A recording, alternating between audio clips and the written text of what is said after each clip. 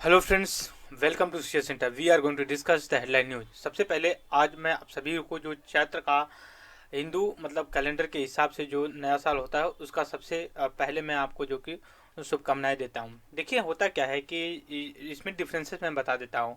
अगर आप जनरली देखते होंगे तो कुछ ही ऐसे फेस्टिवल होते हैं जो कि एग्जैक्ट डेट पे होते हैं। फॉर एग्जांपल क्रिसमस 25 दिसंबर एंड मकर संक्रांति मतलब खिचड़ी जो बोलते हैं उसको 14 जन को। लेकिन इसके अलावा जो भी हिंदू का या फिर इस्लाम जो भी धर्म हैं उनके जो फेस्टिवल जैसे मान लिया कि जो रमजान वगैरह पढ़ते हैं उनके आगे पीछे होते रहते हैं। उसी तरह जब हिंदू का भी देखते हैं तो सारे फेस्टिवल आगे पीछे होते हैं। ऐसा क्यों होता है आपको हमेशा सोचना चाहिए। और ऐसा इसलिए होता है कि कुछ चीज़ें हम अर्थ और सन के अकॉर्डिंग कैलकुलेट करते हैं। जैसे मकर संक्रांति और क्रिसमस। होता क्या मकर संक्रांति में मकर रेखा जो 0 डिग्री होती है वर्ल्ड के मैप पे 0 डिग्री एक इमेजिनरी लाइन होती है उसको लेकर के है। जब वो कर्क रेखा की क्रॉस करती है होती है तो उसको जो कि मकर संक्रांति के नाम से जाना जाता है इक्वेटर के। दूसरी चीज है जब अदर कुछ फेस्टिवल जैसे होली दीपावली और ये चैत्र नवरात्र हुआ, ये क्या होते हैं मून और अर्थ के डायरेक्शन के हिसाब से कैलकुलेट किए जाते हैं। आप सभी को पता है कि अर्थ जो सन के अराउंड रोटेट या रिवोक करती है और जो मून होता है चांद होता है वो जो कि अर्थ के चारों तरफ मूव करता है। ठीक है। और चांद और जो है कि अर्थ का जो भूमि बोल सकते हो इसका जो स्पीड है दोनों का अप्रोक्सीमेटली इक्वल है। इस वजह से मून का वन साइड ही दिखाई देता है अर्थ से। इस समझ सकते हैं इसे क्वेश्चन। दूसरी अभी चीज यूपीएससी ने 3-4 बार भी क्वेश्चन पूछ चुका है कि नॉर्दर्न हेमिस्फेयर या साउदर्न हेमिस्फेयर में जो भी कैलकुलेशन करके कि कौन से समय में सबसे ज़्यादा बड़ा दिन होगा सबसे छोटा रात होगी, ये सारी चीज़ें करके रखा। जब हम ज्योग्राफी का बड़े लेवल पे डिस्कस करेंगे तो ये सारी चीज़ें हम मैप के थ्रू जो कि कवर करेंगे कि कैसे कैसे करना है हमें। लेकिन फिलहाल के लिए जो नया साल था इसको लेकर के हमने ये डिस्कस किया है कि क्यों है। और ये संवत अगर देखा जाए 2080 चल रहा है हमारा। ठीक है। जैसे 2000 अभी 23 चल रहा है, अगर संवत के हिसाब से देखा 2080 चल रहा है। तो हम आते हैं अपने जो कि न्यूज़पेपर पे। देखिए क्या क्या आर्टिकल इंपॉर्टेंट इसमें है। देखिए 3-4 आर्टिकल काफ़ी इंपॉर्टेंट है हमारे लिए।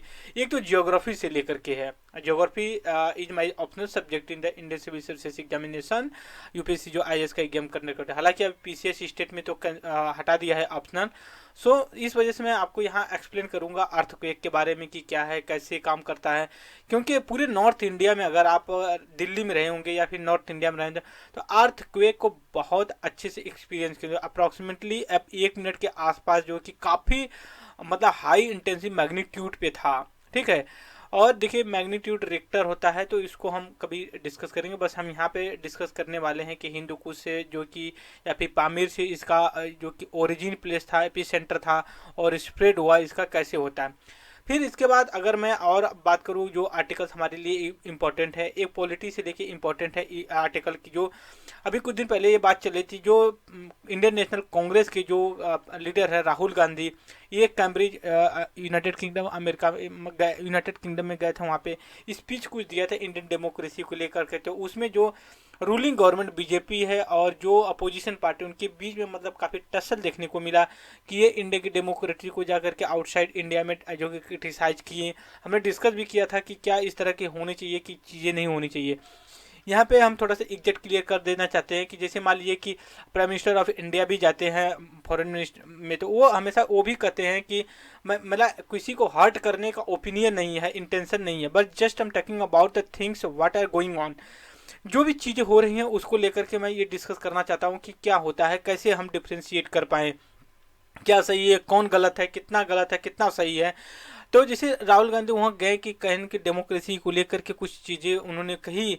वैसे जब प्राइम मिनिस्टर ऑफ इंडिया भी जाते हैं तो फॉरेन में तो वो भी लेकर के इंडिया की कुछ चीज़ों को लेकर के वो बातें कहते थे कि 2014 से पहले इंडिया किस तरह का था और अब 2014 से पहले क्या है इंडिया। और उस समय जो इंडिया के लोग उतना प्राउड फील नहीं करते थे लेकिन अब 2014 के बाद लोग प्राउड फील करते हैं। ये सारी चीज़ें होती हैं, बड़ा कॉम्प्लिकेटेड है। ये सारी चीज़ें एक दिन में बिल्ड नहीं होती हैं। ये आप जब 2 साल 1 साल के या फिर 2-3 कंटिन्यूअस गवर्नमेंट को आप अगर एनालिसिस करेंगे ना, तब चीज़ों को आपको क्लियरिटी होती है।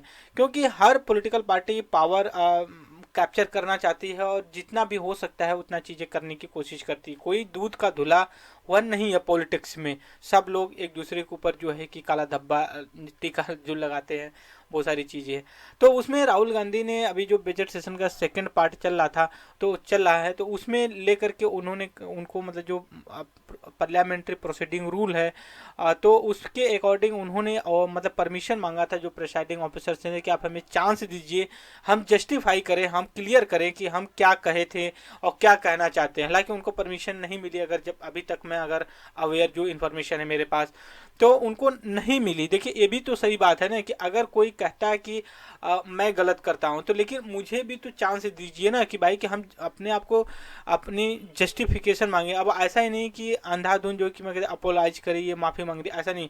अगर आप मुझे कहते हो कि आप गलत हो सर, तो मैं भी कहूँगा कि नहीं कैसे गलत है और मैं कैसे सही हूँ। आप हमें एक प्लेटफॉर्म दीजिए, वहाँ पे मैं कहूँ, तब सारी चीज़ें क्लियर होंगी। जैसे होता है कौन पॉलिटिकल पार्टी जो है कि कितनी मेजॉरिटी में है नहीं है, तो उसका टेस्ट कैसे होता है? वो तो फ्लोर टेस्ट पे होता है ना कि आप सेशन में आइए, अपनी मेजॉरिटी को प्रूफ करिए, फिर उसके बाद रूल करिए।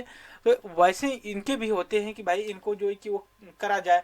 तो ये सारी चीज़ें होती हैं। फिर इसके बाद अगर मैं बात करूं आप लोगों से कि जो और आर्टिकल से बैंकिंग को लेकर के, हमें पता है कि पिछले 2-3 सप्ताह से मार्च जो महीना चला काफ़ी खतरनाक साबित हो रहा है। और बैंकिंग सेक्टर, फाइनेंस सेक्टर में कुछ बैंकें हैं यूरोप की, अमेरिका की, जो बैंकक्रप्ट हो रही हैं। उसमें सिलिकॉन वैली है, फिर क्रेडिट स्विस है, फिर ऐसे 2-1 बैंक है और हैं। तो उनका जो ये हो रहा है, तो उसके पीछे रीजन क्या है, कैसे ये होना चाहिए? तो उसमें एक आया है कि मॉनिटरिंग पॉलिसी टाइटिंग मतलब को और हार्ड करना, और लिक्विडिटी इन मार्केट में और सर्कुलेट करना, ये काफ़ी चैलेंजेस की बात है। तो ये सारी चीज़ें। फिर उसके बाद ये भी चीज़ है कि जो पार्लियामेंट का सेशन चल रहा है, बजट सेशन का सेकेंड पार्ट, इसमें ये भी मतलब अनुमान ये है कि हो सकता है आने वाले समय में ये क्या बोलते हैं, गवर्नमेंट हो सकती बजट सेशन को जो है कि अब डिसकंटिन्यू कर दे। क्योंकि जब से सेकेंड वाला पार्ट चल रहा है, तब से मतलब सेशन प्रॉपर तरीके से चल नहीं रहा। ये काफ़ी मतलब चिंता की। देखिए होता क्या कि जब अपोजिशन सेशन में को नहीं चलने दे या प्रोटेस्ट करती, तो ये रिस्पॉन्सिबिलिटी बनती है गवर्नमेंट की कि अपोजिशन को कॉन्फिडेंस में ले, उनके जो कंसर्न्स है उसको मतलब सुने, उसके अकॉर्डिंग जो कि उनके जो डिमांड है उस पर बात करे। और ऐसा भी होता है कि आप अगर सेशन चलने वाला, तो उससे पहले जितने पॉलिटिकल पार्टी हैं उनको आप बुलाइए। फिर इसके बाद जो है कि आप उनको जो है कि कन्विंस करिए कि क्या क्या इशू है, कैंसर्स है, और जवाब दीजिए। क्योंकि गवर्नमेंट रिस्पॉन्सिबल है जवाब देने के लिए, और अपोजिशन जो कि रिस्पॉन्सिबल है क्वेश्चन करने के लिए कि आप क्या करें। तो जैसे मान लिया कि राहुल गांधी वाला इशू लेकर के कि उन्होंने क्रिटिसिज्म किया, तो अपोजिशन ये भी कहती रही कि जो अडानी ग्रुप को है उसको ज्वाइंट पार्लियामेंट्री कमेटी क्यों नहीं बनाई जा रही है, इस चीज़ को लेकर के है। ये तो सारी चीज़ें तो हमारे बस एग्जाम्स के पॉइंट ऑफ व्यू से बस इतना इंपॉर्टेंट है कि हम जान लें पार्लियामेंट्री कमेटी क्या होती है, कितनी तरह की पार्लियामेंट्री, ज्वाइंट, स्टैंडिंग, ठीक है, ये सारी जो कमेटी होती है। फिर इसके बाद हमें ये पता होना चाहिए कि अगर कोई पार्लियामेंट में बोलता है तो उसको डिस्क्वालिफिकेशन या फिर बोलने की परमिशन किसको मिलनी चाहिए। पार्लियामेंट्री में जो भी फंक्शनिंग होती है कि कौन बोलेगा, कैसे बोलेगा, क्या बोलेगा, कब बोलेगा, ये सारी चीज़ें जो है कि presiding officer of the house के जो होते हैं करते हैं। प्रिसाइडिंग ऑफिसर एक काफ़ी कॉम्प्रिहेंसिव जो है कि आपका ये टर्म है। इसमें प्रेसिडेंट प्रिसाइडिंग ऑफिसर्स में जो speaker, deputy speaker, chairperson, deputy chairperson सब आ जाते हैं। तो इसलिए मैं वर्ड यूज ये नहीं कर रहा हूँ कि स्पीकर और चेयरपर्सन, मैं यूज कर रहा हूँ प्रिसाइडिंग ऑफिसर। इसमें होलिस्टिक पार्लियामेंट और जो है कि स्टेट लेजिस्लेटिव असेंबली जो होती है, इनमें सब में जो है कि इंक्लूडिंग हो जाता है प्रेसिडिंग ऑफिसर। ये भी मैं बता दूं कि जो भी चीज़ें होती हैं पार्लियामेंट में, उनको कोर्ट जो कि इंटरप्ट नहीं कर सकती, उनको डिस्कस नहीं करती। उसी तरह कोर्ट का भी जो भी डिसीजन होता है वो पार्लियामेंट में डिस्कशन नहीं किया जा सकता। जो भी पावर होती है, कैसे काम करना है, सर्कुलेशन फंक्शन करेगा हाउस, ये प्रिसाइडिंग ऑफिसर के हाथ में होता है। उनको बहुत स्ट्रॉन्ग पावर मिली होती है। इनफैक्ट आप समझ सकते हैं एंटी डिफेक्शन लॉ के थ्रू वो डिस्क्वालीफाई कर सकते हैं, या फिर जो प्रोसीडिंग रूल्स हैं हाउस के, उसके अकॉर्डिंग जो कि डिस्क्वालीफाई कर सकते हैं, या कुछ समय के लिए उनको सस्पेंड कर सकते हैं। तो मतलब ये जो प्रिसाइडिंग ऑफिसर की जो पोस्ट होती है काफ़ी स्ट्रॉन्ग होती है, मजबूत होती है। और इससे ज़्यादा जो कि यूक्रेन है बोल दे रहा हूँ, यूनाइटेड किंगडम ब्रिटेन में जो कि काफ़ी स्ट्रांग है, क्योंकि जब प्रिसाइडिंग ऑफिसर वहाँ बनता है तो किसी पॉलिटिकल पार्टी से संबंध नहीं रखता है। बट इंडिया के कॉन्टेक्स्ट में ऐसा नहीं है, वो पॉलिटिकल पार्टी का होता है, वो पॉलिटिकल पार्टी जो रूलिंग होती है उनके इंटरेस्ट और उनके हिसाब से काम करने लगता है। लेकिन ये माना जाता है कि नहीं, ये एक रिस्पेक्टेबल पोस्ट है, न्यूट्रल रख के काम तो करती है, वो भगवान जाने कि क्या होता है क्या नहीं होता है, लेकिन ऐसा दिखता नहीं है। हाँ, मैं फोर्स करके बोल रहा हूँ। तो अब हम आते हैं, अब जो पीडीएफ के थ्रू डिस्कस करेंगे क्या क्या है, फिर उसके बाद वीडियो का भी करा करेंगे बीच बीच में। यहाँ पे देखिए क्या है। सबसे पहले यहाँ पे बजट सेशन को, जैसे हमने कहा कि डेड लॉक के लिए तो अभी बात चली कि हो सकता है इसको डिसकंटिन्यू कर दिया, फ्लोर टेस्ट आज जेपीसी अडानी को लेकर, ज्वाइंट पार्लियामेंट कमेटी को लेकर के ये है। हाँ, और एक और यहाँ पे इम्पोर्टेंट आर्टिकल है।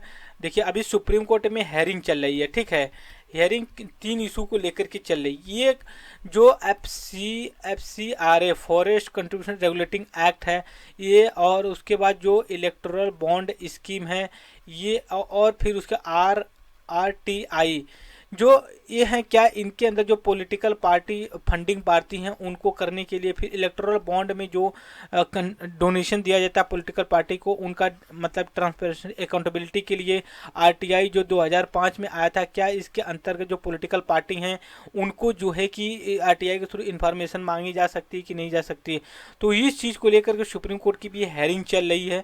आगे आने वाले समय में हम देखेंगे फ्रेंड्स कि क्या होता है कैसे होता है, क्योंकि बहुत सी ऐसी चीज़ें हैं जो इस समय कोर्ट में चल रही। ये 3 मेजर चीज़ें हैं, आप बोल सकते हो। इलेक्शन मतलब प्रोसीडिंग, जो इलेक्शन प्रोसेस है या फिर पॉलिटिकल सिस्टम जो है इंडिया को रिफॉर्म करने के लिए, अगर आपसे बर्निंग इशू या फिर मीन्स में जो है कि इस समय ऑनगोइंग इशू जो है इलेक्शन सुधार के लिए, चुनाव सुधार के लिए, इलेक्टोरल रिफॉर्म के लिए, उसमें आप आसानी से ये 3 पॉइंट डाल सकते हैं। FCRA foreign contribution regulating act है, RTI के अंतर्गत क्या पॉलिटिकल पार्टी को आना चाहिए, क्या जो इलेक्टोरल बॉन्ड स्कीम है इसमें और जो कि रिफॉर्म करने की ज़रूरत है, ये सारी चीज़ें आपको मतलब एकदम अपडेट होना चाहिए। आगे आने वाले समय में हो सकता है कि बड़ी न्यूज़ बन करके निकले, तो हम तो ऐसे ही डिस्कस करते हैं कि जो छोटी न्यूज़ है आने वाले समय में हो सकता है बड़ी न्यूज़ बने, तो हम उसको अपडेट रखते हैं। फिर इसके बाद हमारा ये ओपिनियन होता है कि हम स्टैटिक्स को करंट अफेयर से कनेक्ट करने की कोशिश करें, ठीक है। तो अब हम आते हैं नेक्स्ट आर्टिकल पे, देखते हैं क्या है पहले। फिर इसके बाद अभी देखिए एक सकते हैं, हाँ, अभी प्राइम मिनिस्टर ऑफ इंडिया के अगेंस्ट में एक एंटी मोदी प्रोटेस्ट मतलब कि बैनर वगैरह लगा था कैपिटल में, तो कुछ लोगों को अरेस्ट वगैरह किया गया था, FIR रजिस्टर हुई है। फिर उसके बाद देखिए अभी जो अप्रैल, अब मान लीजिए कि जो कि रेनफॉल हो रही है इस समय, तो मौसम ठंडा, लेकिन अप्रैल मई में जो हो सकता है ना, गर्मी काफ़ी अच्छी खासी पड़े, तो उस समय क्या है कि इलेक्ट्रिसिटी की डिमांड बढ़ी है, क्योंकि लोग ठंडा पानी पियेंगे, फ्रीजर के लिए फ्रिज यूज करेंगे, फिर AC एयर कंडीशन चलाएंगे, ठीक है, सारी चीज़ें फ़ैन चलाएंगे, तो इलेक्ट्रिसिटी की डिमांड बढ़ जाती है। तो उसको ले करके है कि भाई क्या होगा, शॉर्टेज कैसे इसको फुलफिल किया जाएगा। अभी क्या हुआ कि 70 करोड़ रुपए जो है कि किसी ने लॉस कर दिया बेंगलुरु में, वो क्रिप्टो करेंसी में जो है कि इन्वेस्टमेंट किए थे, ठीक है। क्रिप्टो करेंसी हमारे लिए ये इम्पोर्टेंट है। ये देखिए सेंट्रलाइज मतलब कि विकेंद्रीकरण की करेंसी है, और ये एक वर्चू करेंसी है, मतलब ये डिजिटल फॉर्म में होती है, आपकी तरह जैसे फिजिकल 100 रुपये 200 रुपये की नोट होती है वैसी नहीं होगी। फिर इसके बाद ये ब्लॉक चेन टेक्नोलॉजी के बेस पे चलती है, क्रिप्टो करेंसी होती है। फिर इसको बीट क्वाइन भी के नाम से जानते हैं, मतलब अलग अलग नामों से जानते हैं, बस आपको ये क्रिप्टो क्या है तो ये डिजिटल करेंसी। बिटकॉइन क्या है, ये भी एक जो कि digital currency, virtual currency, block chain technology base पे होती है, डिसेंट्रलाइज होती है ये, ठीक है। तो इस चीज़ को आप रिमाइंड प्रॉपर तरीके से करके रखिएगा। फिर इसके बाद हम नेक्स्ट आर्टिकल में, क्योंकि देखिए हाँ नेक्स्ट आर्टिकल में वाटर हाइड्रोजन को लेकर के water cess, Punjab house today resolution to oppose Himachal water cess on hydel project. अब क्या है कि जैसे मान लीजिए कि जो हिली एरिया होते हैं, हम कैमरे पे आते हैं, अब जो मतलब हिली एरिया जहाँ पे हाइड्रोजन पावर तो आता है, होता क्या है कि वहाँ पे ऐसा होना चाहिए कि जो वाटर से जो कि इलेक्ट्रिसिटी जनरेट की, तो उसमें क्या किया है हिमाचल प्रदेश गवर्नमेंट में ने ये कहा कि उस पर सेस लगाया जाए। सेस क्या होता है ये चीज़ जान लीजिए। सेस ऐसा होता है टैक्स ऑन टैक्स, टैक्स पे टैक्स लगाना ही एक, जैसे मान लीजिए कि मैं यहाँ पे एग्जांपल ले लेता हूँ आप लोगों के साथ, जिसे मान लीजिए कि एक सेस टैक्स लगा हुआ है, ठीक है, 10% लगा हुआ है किसी चीज़ पे। अब इसका क्या है कि इस पे भी 10% अगर सेस लगाया जाए, मतलब टैक्स पे टैक्स, इस पे 10%, मान लीजिए 100 रुपये की इनकम पे 10 रुपये का जो कि 10% टैक्स लगा हुआ है, तो ये कितना हो जाएगा, 10 रुपये होगा, है ना, 10 रुपये हो जाएगा। तो अब क्या करेगा, ये 10% का जो 10 रुपया है, इस पे 10% जो है कि फिर सेस लगेगा, ठीक है, सेस लगेगा तो ये कितना हो जाएगा, 1 रुपये। तो ये क्या होते हैं, ये फिक्स्ड होते हैं कि कहाँ पे ये इन्वेस्ट किए जाते हैं, गवर्नमेंट जो कि लगाती हैं इनको। फिर इसके बाद नेक्स्ट देखिए, चलते हैं, इसके बाद है अनएम्प्लॉयमेंट 6.46 से खट्टर द जंक सेम से नॉट ए क्रिटिबल रिलेबल, अभी रिपोर्ट आती है। मैं आपको अभी एक और थोड़ा सा मतलब कंस्ट्रक्टिव या क्रिटिकल थिंकिंग वाली चीज़ें बता रहा हूँ। अभी होता क्या है कि मोस्टली जो गवर्नमेंट होती है ना, हो रही है इस समय, वो क्या करती है, कोई डाटा आता है तो अगर वो अच्छी चीज़ें बोलती है तो वो उसको वो बड़ी तारीफ करते हैं। बट जब वो क्या बोलते हैं कि जब कोई क्रिटिसिज्म होता है तो वो मतलब गवर्नमेंट के क्रिटिसिज्म होता है, गवर्नमेंट फिर ये कर देते हैं कि नहीं ये जो है कि एंटी नेशनलिज्म है, एंटी मतलब गवर्नमेंट है, इस तरह की चीज़ें होती हैं। तो इस समय का जो डाटा आता है तो बड़ा ही कंट्रोवर्शियल होता है, तो उस पर ज़्यादा फोकस्ड नहीं करना चाहिए। बस हमें एक बेसिक आइडिया पता होना चाहिए कि मतलब कैसे कैलकुलेट करते हैं, क्या होता है पार्टिसिपेटरी एम्प्लॉयमेंट रेशियो, ये सारी चीज़ें होती हैं। फिर इसके बाद हम नेक्स्ट आर्टिकल पे चलते हैं जो हमारे लिए इम्पोर्टेंट होगा। अब यहाँ पे देखते हैं, हाँ यहाँ पे देखिए जो है कि असम ने क्या किया है कि अभी देखिए, अभी बैकग्राउंड, अभी एक रिजोल्यूशन पास किया है बीबीसी डॉक्यूमेंट्री पे। अभी क्या हुआ, पिछले साल शायद 2022 में ही बीबीसी, यहाँ पे देख सकते हो, बीबीसी ने एक डॉक्यूमेंट्री जो कि पब्लिश किया था 2002 का, जो राइट्स हुआ था, ठीक है, राइट्स हुआ था। तो उसमें क्या हुआ कि जो एट प्रेजेंट टाइम में प्राइम मिनिस्टर ऑफ इंडिया हैं, वो दैट टाइम वो थे सीएम थे गुजरात के। तो उसको लेके जो डॉक्यूमेंट्री ने ये कहा कि ये डायरेक्टली रिस्पॉन्सिबल थे और इन्होंने कुछ एक्शन नहीं लिया, और इसके पीछे ये भी जो भी चीज़ें उन्होंने बताया, तो उसके पीछे जो अदर स्टेट गवर्नमेंट है बीजेपी के, वो जो कि रेजोल्यूशन पास कर रही है कि नहीं, ये स्टेट जो है कि इसको एक्सेप्ट नहीं कर रहा है। तो आपके दिमाग में आएगा कैसे प्रूव किया जाए। तो मैं दोस्तों बताऊं, जैसे मान लीजिए कि अगर कोई पार्लियामेंट होती है या स्टेट असेंबली होती है, उसमें जो लेजिस्लेचर विधायक सांसद आए होते हैं, वो क्या होते हैं कि वो तो रिप्रेजेंट कर रहे हैं, तो हर पॉपुलेशन तो नहीं आ सकती। अगर जो एमपी एमएलए होते हैं किसी प्रपोजल का समर्थन करते हैं या विरोध करते हैं, तो उसमें क्या दिक्कतें होती है, उसका क्या एक ओपिनियन चाहता है, ये पूरा स्टेट या कंट्री जो कि इस चीज़ का जो कि खंडन करता है और इसका क्रिटिसिज्म करता है, तो इसलिए ये रिलायबल नहीं है, हम इसको खारिज करते हैं, ये सत्य नहीं है, ठीक है। तो ये चीज़ें थी। फिर उसके बाद हम नेक्स्ट आर्टिकल पे चलते हैं अपने, Afghanistan earthquake sac the north India earthquake. अभी देखिए, मैं आपको एक थोड़ा सा इस पे अर्थक्वेक को लेकर के लेकर देख रहा हूँ। अभी देखिए होता क्या है कि जो हमारा लैंड है, ठीक है, जो अर्थ है, ये एक लिक्विड पे है। लिक्विड आपके दिमाग में कैसे आएगा, सपोज करिए कि आपको बाल्टी या फिर टब में एक वाटर भर लीजिए, उस पर एक लकड़ी या वुड का जो एक प्लाई डाल दीजिए, तो क्या करा, तैरता है, आप रियलाइज करें।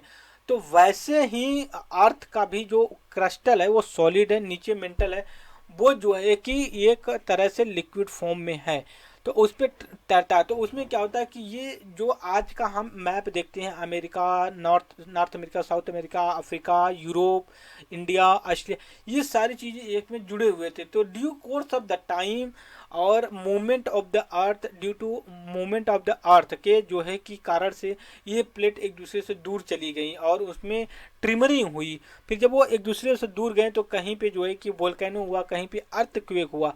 तो जो प्लेट टेक्टोनिक होती है, प्लेट होता है, वो 3 तरह से मूवमेंट करता है। एक देखिए, ये ऐसे होते हैं, एक दूसरे के अपोजिट आते हैं, ठीक है, इनको क्या करते हैं, कन्वर्जन बोलते हैं, ठीक है, इनको कन्वर्जन बोलते हैं। ये आते हैं ऐसे और एक दूसरे के नीचे चले जाते हैं, ठीक है, देखिए नीचे जा रहा है, तो कन्वर्जन इनको बोलते हैं। और ये जब कन्वर्ट कर जाता है, ये नीचे सबडक्स कर जाता है, conversion subduction of the tectonic plate, एक इस तरह को।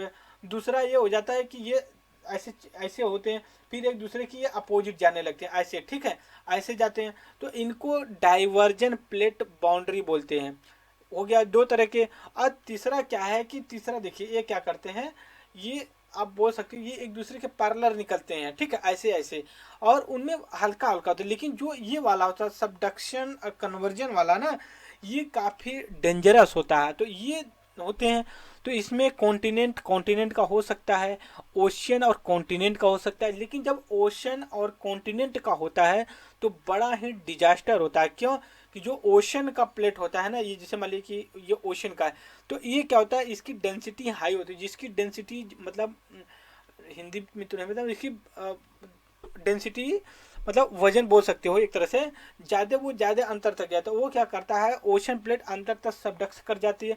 तो इससे कई चीज़ें होती है, एक तो अर्थक्वेक आता है, फिर उसके बाद जो है कि वोल्केनो भी एक्टिविटी हो जाती है। जितना भी आप देखेंगे वर्ल्ड में एक्टिव वोल्केनो है वो उसी पे है मोस्टली, जो कन्वर्जन प्लेट बाउंड्री पे है उन पे है। फिर उसके बाद डाइवर्जन पे आता है, फिर उसके बाद जो कि पैरेलल पे आते हैं।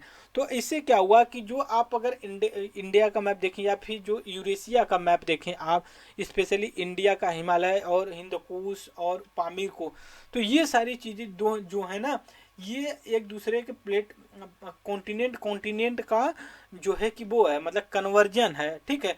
तो अर्थक्वेक तो आता ही आता है, लेकिन वोल्केनो एक्टिविटी ना के बराबर मतलब नहीं होती है। और ये जो एक्टिविटी हुई है आपकी वो हिंद कुश पामीर पे हुआ है, जो अफगानिस्तान की एकदम बोला पामीर जो कि थर्ड पोल बोला जाता है, इस तरह से है। हम कभी मैप में उसको डिस्कस कर लेंगे। इस वजह से हुआ तो पूरा हुआ, तो एपी सेंटर से होता है सारी चीज़ें, इस वजह से यहाँ पे हुई। तो ये चीज़ें हमने यहाँ पे डिस्कस किया, जो कि यहाँ पे देख सकते हो, डीप अर्थक्वेक, फिर उसके बाद डिवीजन, फिर हिंद कुश है, ठीक है, ये सब पामीर है, ये सारी चीज़ें हैं आपके पड़ जाती हैं, हम मैप में डिस्कस कर लेंगे। फिर इसके बाद देखिए अभी इंडिया यूएस वर्क टुगेदर को लेकर के है इमरजेंसी, पेंटागन का कहना। इंडिया और इस समय यूएसए मतलब काफ़ी क्लोज हैं, अच्छे फ्रेंड्स हैं। और इसके बाद जो है कि इनका ये भी है, क्या बोलते हैं, कई अग्रीमेंट भी हुआ था, जैसे बेका हुआ है, फिर लिमोआ हुआ है, ठीक, कोमकाशा हुआ है। तो ये सारी चीज़ें हुई हैं इनके साथ। तो ये हमने डिस्कस किया जो कि ये अमेरिका का। फिर उसके बाद व्हाइट हाउस, अभी एक रिपोर्ट आई है, हम अभी एक सेकेंड डिस्कस कर लेते हैं। अभी एक रिपोर्ट आई है न्यूज चैनल की, मतलब ये कहा एलिजिडली मतलब तथा कथित ये कहा गया है कि यूनाइटेड स्टेट ऑफ अमेरिका ने कुछ इंटरनल इंफॉर्मेशन दिया था इंडिया को, जिससे इंडिया जो कि काउंटर किया जो कि चाइनीज ट्रूप को जो एलएसी के पास हुआ था। तो लेकिन जब उनसे पूछा गया कुछ मतलब यूनाइटेड स्टेट ऑफ अमेरिका के जो कुछ ब्यूरोक्रेट्स थे, ऑफिसर्स थे, तो उन्होंने इसको कुछ कमेंट्स करने से इग्नोर कर दिया। अब आगे देखते हैं क्या चीज़ें इसका निकला, क्योंकि आने वाले समय में ये एक बड़ी आर्टिकल बन करके निकलेगा, ठीक है।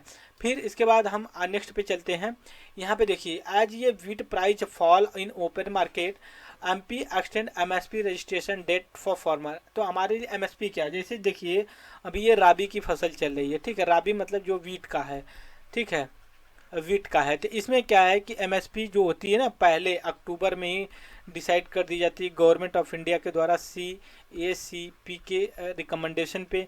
तो एमएसपी ए प्राइस के उसको कहते हैं एमएसपी किया जाता है, ठीक है। फिर एमएसपी के लिए एफसीआई जो होती है वो जो कि परचेज करती है, फिर इसको जो सोशल वेलफेयर स्कीम होती है उसके थ्रू इसको डिस्ट्रीब्यूट करती है, ये चीज़ें।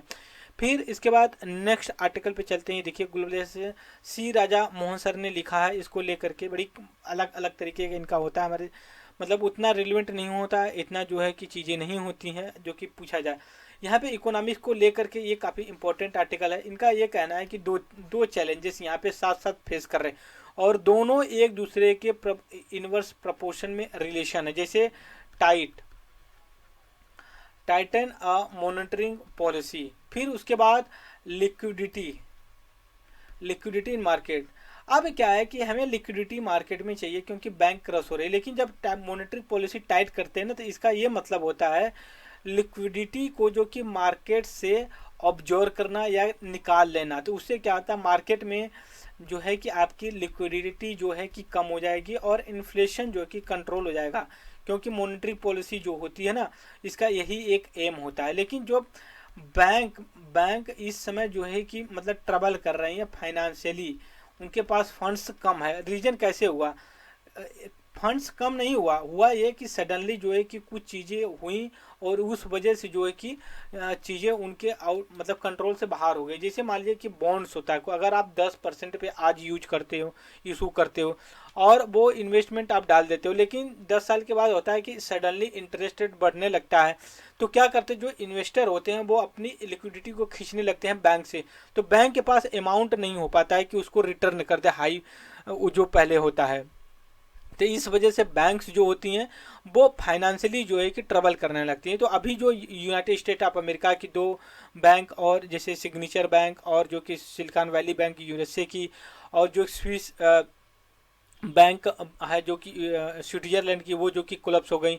तो अभी ये डर लग रहा है कि ऐसा ना हो कि इसका डोमिनो इफेक्ट तो अब तो शुरू हो गया है, आने वाले समय में हो सकता है कि और भी इसका डोमिनो इफेक्ट दे। डोमिनो इफेक्ट का मतलब ये होता है, डोमिनो इफेक्ट की मतलब ये होता है कि अगर मान लीजिए कोई चीज़ एक हुई, उसके इम्पैक्ट से और भी चीज़ें आगे कंटिन्यू हो सकती हैं। जैसे एक बैंक बैंकरप्ट हुई, फिर दूसरी हो रही, फिर तीसरी हो रही है, फिर इसका कॉन्सिक्वेंसेस निकल कर इकोनॉमिक में आता है कि भाई लिक्विडिटी ही नहीं मार्केट में, फिर डिमांड खत्म हो जाए, फिर एम्प्लॉयमेंट ना हो, मैन्युफैक्चरिंग ना, प्रोडक्शन रुक जाए। तो ये सारे एक सर्कल जो होती है ये डोमिनो इफेक्ट के रूप में जाना जाता है। ठीक है, फिर इसके बाद हम नेक्स्ट आर्टिकल पे जाते हैं, भोपाल गैस ट्रेजेडी को लेकर के। देखिए 1984 में जो कि गैस लीक हुआ था भोपाल में, तो उसको लेके कंपनसेशन का अभी तक चल रही है। हमने भाई कई बार डिस्कस कर चुके हैं इस चीज़ को। फिर ये अभी जो कि हिंदुकुश को हमने ये भी डिस्कस कर लिया अभी हाल ही में। फिर आईएमएफ का, हाँ आईएमएफ ने क्या किया है, श्रीलंका को जो है कि बेल आउट दिया है। बेल आउट मतलब कुछ फंड्स दिया है कि जिससे वो जो है कि फाइनेंशियली प्रॉब्लम से बाहर निकल सके।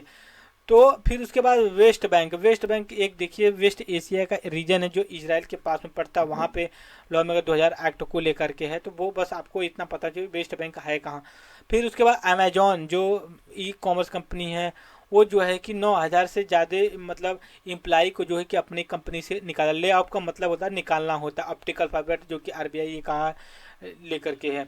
फिर इसके बाद हम चलते हैं कुछ और जो कि एक्सप्लेन्ड आर्टिकल में इंपॉर्टेंट है हमारे एग्जाम्स के पॉइंट ऑफ व्यू से। बेल आउट, वह भी हमने जो श्रीलंका को लेकर के हमने किया, वो बेल आउट का मतलब ये होता है फाइनेंशियली सपोर्ट करना किसी कंट्री को अगर वो सफ़र कर रही है, तो वो दिया एक्सटेंडेड फंड फैसिलिटी के थ्रू दिया गया है। फिर इसके बाद देखिए ये चाइना के जो कि प्रेसिडेंट है और ये जो कि रसिया के, ये जो कि विजिट किए हैं अभी रसिया में, तो उतना इम्पोर्टेंट नहीं लग रहा हमें, तो इसलिए डिस्कस नहीं किया। फिर क्या है कि जो वेनस हमारा एक प्लैनेट है, वहाँ पे एक इमेज देखी गई कि वहाँ पे ये जो है कि वोल्केनो एक्टिविटी देखने को मिल सकती है एक्टिव। और जो वीनस होता है अर्थ ट्विन के नाम से भी जाना जाता है। फिर उसके बाद जो ये है एमपी रूल का है, रूल 357 प्रोसीडिंग के लिए, इसमें राहुल गांधी को जो स्पीकर बोलने के लिए परमिशन मांगा था, वो चीज़ है ये इनका। तो ये हमने डिस्कस किया आज जो कि 22 मार्च 2023 का, जो न्यूज़ में हेडलाइन में इंपॉर्टेंट था हमारे लिए। और आज के वीडियो में इतना ही डिस्कस करेंगे। अगर आपकी क्वेरी एजुकेशन सिस्टम से लेकर एजुकेशन क्वेरी हो तो नो डाउट कमेंट बॉक्स में ज़रूर करिएगा। और सबसे बड़ी बात यह है कि हमारा जो डिस्कशन रहेगा वो statics contemporary with current affair से होगा, राइट। सो इस वीडियो में इतना है फ्रेंड्स, और thank you very much discussion.